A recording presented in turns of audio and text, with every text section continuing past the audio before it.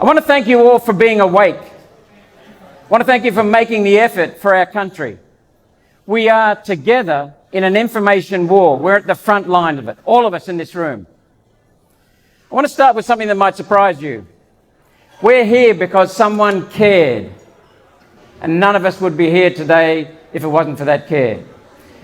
Despite some monsters like Mao Zedong, Joseph Stalin, Adolf Hitler, Scott Morrison, Anastasia Palaszczuk, and they are monsters. They are monsters, what they've done. It's inhuman.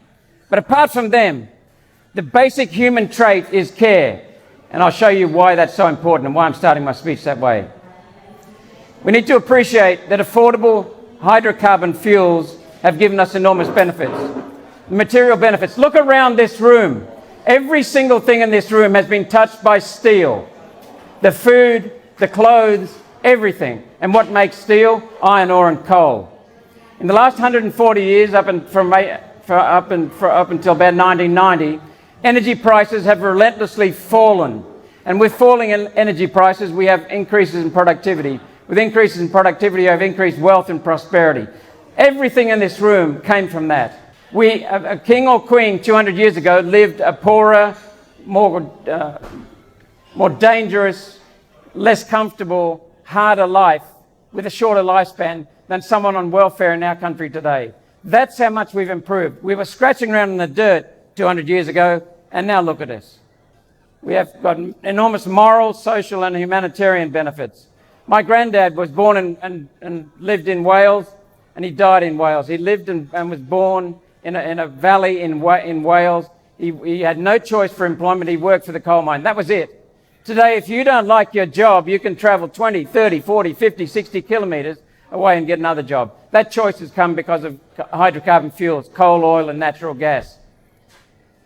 We've got enormous improvements in consciousness. Do you know that we used whale oil for lighting in 1850? Whale oil. The best friend of whales is coal. Look at it. There's not a single whale killed for these lights. We use forests for cooking and for heating. The area of forests in the developed continents has increased 30% in the last 100 years, thanks to coal and gas and uranium. Cheap energy is essential for manufacturing and for our own security. Cheap energy that is independent of the weather. We spent thousands of years, millennia, depending on the weather. And then in the last 140 years, we became independent of the weather. That is remarkable. Doesn't make us superior to nature, but we are independent. So let's have a look at the core climate claim. Carbon dioxide from humans using hydrocarbon fuels, coal, oil, and natural gas, and from agriculture is changing climate, they claim, through claimed unprecedented, unusual, and ongoing increases of atmospheric temperature, such that human production of carbon dioxide needs to be cut. That's the core claim. They want to cut back on our carbon dioxide levels. Carbon dioxide levels, they say, are increasing because of human activity. In 2009, the year after the global financial crisis, we had a major recession around the world, almost a depression, except in this country because we were exporting to China. And around the rest of the world, they cut dramatically the use of hydrocarbon fuels, coal, oil, and natural gas, reduced dramatically the production of carbon dioxide. And what happened to the level of carbon dioxide in the atmosphere? Did it go down? No, Raj knows. It continued increasing. In 2020, we had a severe recession, almost a depression around the world, including this country, because of COVID mismanagement. It wasn't because of COVID. It was COVID mismanagement. Our use of hydrocarbon fuels decreased dramatically. Our production of carbon dioxide decreased dramatically. And what happened to the level of carbon dioxide in the atmosphere? It should have decreased, but it kept increasing. Didn't even inflect. Didn't go down, didn't even inflect. It's continued increasing. We cannot affect the level of carbon dioxide in the atmosphere, and I can talk about that in question and answer. I've held the CSIRO accountable on 3 occasions, had 2.5-hour, 3-hour presentations from them and cross-examined them. I'm the only politician anywhere on the planet that has done that. And I'm not bragging, I'm showing you that because no government has held their scientific agencies accountable. The CSIRO told me these things. They have never claimed that carbon dioxide from human activity is a danger and needs to be cut. Never. So I said, who has claimed that? Because the politicians tell us you did. Go and ask the politicians. CSIRO admitted, remember this climate change is based on the belief that there's unusual global warming going on. The CSIRO admitted that today's temperatures are not unprecedented. Not unprecedented. We have been fed crap. The rate of temperature increase, they say, is increasing. No, it's not. We've been basically flat or tiny increase since 1995, 28 years. There has been no statistically significant change in any climate variable. Temperature, water vapor, snowfall, droughts, storm severity, frequency, duration. None at all, just natural variation that comes and goes in cycles. There has been no basis for policy. When you make a policy, you determine the effect of carbon dioxide from human activity on the temperature or on some climate factor. There has never been any quantified effect of carbon dioxide from human activity. Never. Never. John Howard admitted 6 years after he got booted from Parliament, in 2013, he admitted that on the topic of climate science, he is agnostic. He doesn't have it. And I'll come back to John Howard in a little bit. Because I think you'll enjoy what I've got to say. It's not complimentary. Alan Moran, I commissioned him to do, he's a very good economist, Dr. Alan Moran, commissioned him to do a report on the hidden cost of climate policies and renewables. We've seen a trebling of prices in electricity in recent decades. We have gone from the cheapest electricity in the world to amongst the highest. We still have the same basic coal. We send out coal thousands of kilometres overland, oversea, overland to China. They generate coal power. They generate power with our coal, and they charge 8 cents a kilowatt hour for it. We take our coal from our pit mouth straight into a power station, and we sell it for 25 cents a kilowatt hour. 3 times that cost. 3 times. No transport. Why? Because of subsidies. The Australian Energy Market Commission says that the cost of subsidies for solar and wind is $90 per year for a typical household. He's wrong. You can't argue with Moran's figures because Moran got them from the government, state and federal. They're $536 a year, directly just the subsidies themselves. 39% of a household power bill. Household policies cost us $13 to $15 billion a year. $1,300 per household. So someone on the median income is really getting it in the neck. We have loss of jobs for every green job, and this comes from reliable figures from countries that have been using green energy, so-called green energy, for a long time. For every green job, solar and wind, there are 2.2 jobs lost in the real economy. The cost of transmission not included in this. These wind turbines, solar panels are not recyclable because it takes too much damn energy to recycle them. They become hideous monstrosities that are destroying the environment. They take an enormous cost of resources. A ton of steel, the tonnage of steel required to produce a unit of electricity from coal-fired power station is about 35 tons. These figures are from Alex Epstein. The same unit of electricity from wind turbines, 546 tons. Solar panels and wind turbines can never compete. They will be subsidised forever. And the level of subsidies that you're seeing now is going to dramatically increase as our level of solar and wind increases. John Howard's government introduced the renewable energy target, which is destroying this country's electricity supply. He introduced the national electricity market, which is really a racket, a bureaucratic racket. He did that. He was the first major party leader to introduce an emissions trading scheme, a carbon dioxide tax, as policy. Not the Labor Party, John Howard's government. Everywhere in the world, as subsidies for solar and wind, as the amount of solar and wind increases, the cost of electricity increases. Fact. From country to country to country. Australia has the highest per capita subsidies for solar and wind in the world. We haven't seen yet what the damage that's coming from that. We have yet to see that. It's coming. What's worse is that our level of subsidies is double the next highest in the world. Double. Every coal power station that closes in this country, you have a look at what happens straight afterwards. The prices increases. We are destroying our manufacturing sector because manufacturing sector's number one cost component is electricity. Not labour anymore, electricity. When you raise electricity prices artificially, you destroy that manufacturing, and it goes to where? We send our coal to China. They send us back solar panels and wind turbines. And we subsidise them for doing it. We subsidise them for running it, whether they operate or not. And that's what drives our electricity costs up. This is being done by our politicians. They're investing in solar and wind, which are parasitic malinvestments. They destroy the host. They destroy the host. They're doing this in accordance with UN and World Economic Forum policies. They don't want alternative energy. They want less energy so they can control energy. They've said that. This has all been based on lies. And what they've done is they've used this as a way of stealing property rights. So now I want to come back to John Howard a third time. His government stole the rights of farmers to use their property. He stole them. And I'll tell you how this government did that. You might remember that the United Nations passed the Kyoto Protocol in 1997. John Howard said, we won't sign it, and everyone clapped, but we will comply with it.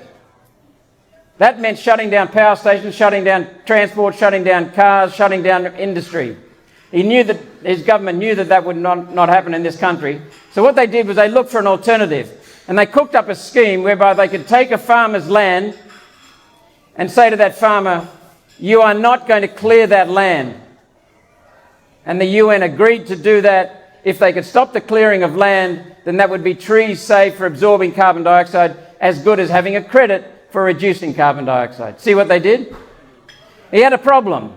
Under Section 51, Clause 31 of the Constitution, whenever a federal government interferes with the rights to use someone's property, their rights to use the property, they must pay just terms compensation. This would have been $100, $200 billion in compensation. And he wasn't going to cop it. So what he did, his government did, the so-called free market, the so-called constitutional government did, was to go around the federal constitution, go to the state premiers, and did a deal with the state premiers so that they would bring in native vegetation protection legislation to stop the clearing of land. That's what the Liberal National Howard Anderson government did. They stole farmers' rights to use their land, and I mean they stole it. They had not only that, the farmer then has a massive decrease in the value of his property or her property. So that's another theft. This is not just farmers. Brisbane City Council right now is taking a block of land off an 80-year-old man who wants to sit back and retire. He's developing, he's had several blocks of land, he's selling them all. They've taken one block and just stolen it and said we're making that a reserve. Now I've got no problem with anyone, as I said to Peter a little while ago, with the government coming in, state, federal, local, and saying, I want some of your land for the benefit of the community. If you want it for the benefit of the community must pay for it. You do not steal land. It's fundamental. You do not steal any property. These things are happening in city residents. It's not just suburban residents, it's also city residents and it's farmers. Fundamentally, this is about control. It is an extremely serious issue. It is about destroying initiative and destroying responsibility. The voice, the Aboriginal voice, the Albanese voice, is a way to get at that through a treaty. Make no mistake about that. The voice is hideous on itself, but it's a precursor to a treaty which, if you listen to what Albanese said as opposition leader, is a fundamental precursor to a treaty which is about taking your land. I'll echo something else that I've said many, many times. I'll echo Greenie saying this. The owner of the land, and quite often that's a farmer, is the best protector of the environment. The best protector of the environment. And it's really simple. It's really simple to understand. That farmer is relying upon that land value when they retire to be their superannuation or to hand it to their kids. If they destroy it, there's nothing there for them. They are the best protectors of the environment. And a farmer also knows that the environment is extremely important to the balance of the farm. We've had fishing rights stolen in this country. We've had food security now under threat. And listen to some of these insanities. They are stealing the property and That's one insanity, but listen to some of these other insanities. Australia produces 500 million tonnes of coal. That sounds like a lot, but Raj, we're about number 5 or 6, aren't we? Behind America, Russia, India, Indonesia, that's right, and China. We produce 500 million tonnes of coal a year, and we export most of it. China produces 4.5 billion tonnes a year. 4.5. They manufacture stuff there, send it back here. This is insane. We are now dependent on the Chinese. The Chinese use our coal to make solar panels and wind turbines, using our subsidies that increases the cost of our electricity, that drives manufacturing to China. You see the picture? On a Gladstone Wharf, I overflew the port of Gladstone recently. I saw 38 coal ships out off the port. Sometimes there are 50, waiting to be loaded. I watched as we flew over one coal boat at the wharf being loaded with Australian coal. And I watched on a neighbouring wharf hideous amounts of wind turbine blades coming in. We send them wonderful energy and they send us back crap. And that's because of the government. The environmental damage. If you uncover coal, you have to pay so many dollars per acre cleared, hectare cleared, as a bond to make sure you reclaim it. That's a serious amount of money, and that's fair enough. Wind turbines, solar panels, no bond. Who's going to pick up the liability when they leave? I'll tell you who it will be. It'll be the property owner or the state.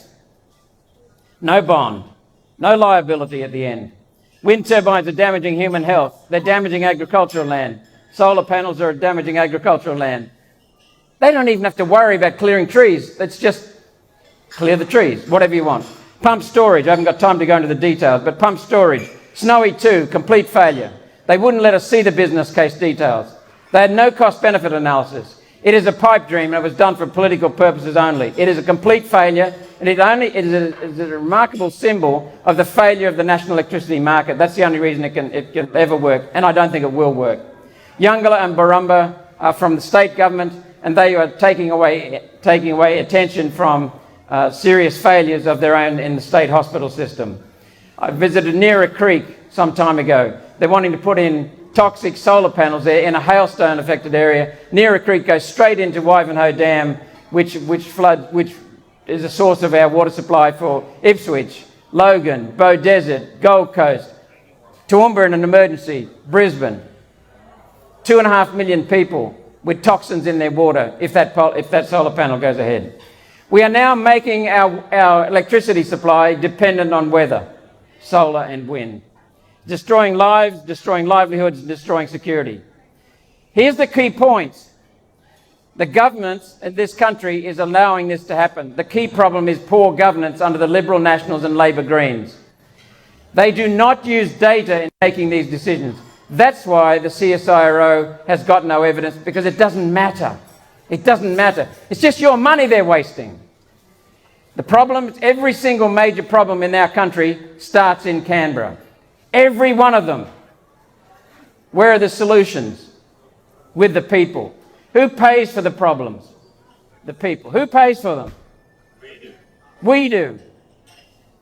Every major climate and energy policy, this will surprise some people, every major climate and energy policy was introduced by the Liberal National Party. Every one of them. And the worst of all was the Howard Anderson Liberal National Party government. That started the damage, it laid the foundations. Rudd came along and turbocharged it. Then Morrison introduced more. The safeguard mechanism that Chris Bowen introduced with Albanese in last September was introduced by Turnbull and Hunt in 2015, and it quietly slipped through before I was in the Parliament without any of the media taking attention. And they said it was the basis for a carbon dioxide tax globally. Look at the COVID contradictions in the last 3 years. There's no trust. Liberal and Labor were working together on that.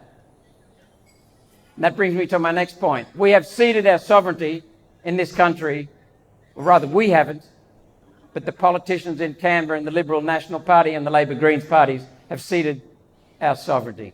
They're putting in place United Nations World Economic Forum policies with no authority. Were you ever asked to vote for any of these policies in an election, these UN policies?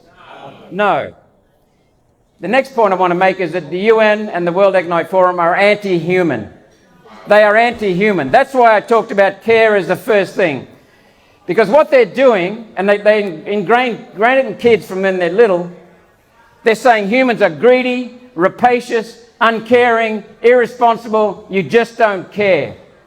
And nothing is further from the truth. We are the only species on this planet who, when we realise we're doing damage, we fix it. Every other species goes extinct because we've got a brain and we take enormous care in our environment. Ask any farmer, enormous care for the environment.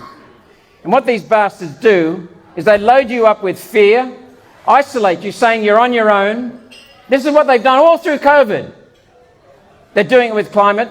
You'll kill granny. You'll kill your next generation. They make us fearful, and they think that, and we start thinking that we're crazy because we don't do what they're saying.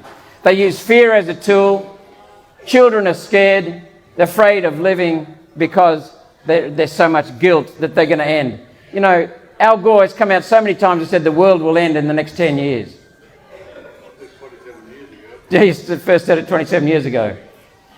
The anti-human scam is the biggest scam we have going. It's spread by the same people who spread the COVID exaggerations and mismanagement and deceit. The climate scam, the climate fraud, the money fraud. This is what their real problems are. And that's where their number one objective is to put in place communism. Not my words, their words. And the way they do that is you destroy family. Family Law Act came from the UN, 1975.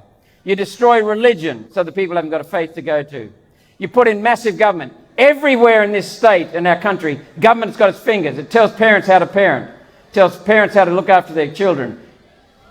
And number one for a communist, stealing someone's property rights. And I want to commend Jewel and Jim and Chris for standing up. So here's what I'd like you to do, please. Help us to help you. Spread the word. Share it. Jewel had the same points. Share these things. Many of you already know what I'm talking about. Share it.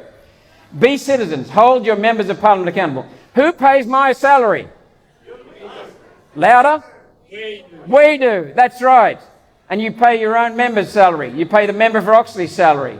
Speaker of the House. You pay every senator's salary. You pay the state MP's salary. You pay the councillors their salary.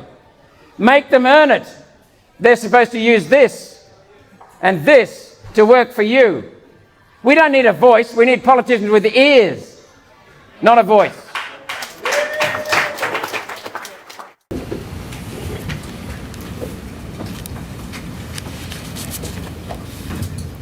So to not put this to a vote is to concede defeat.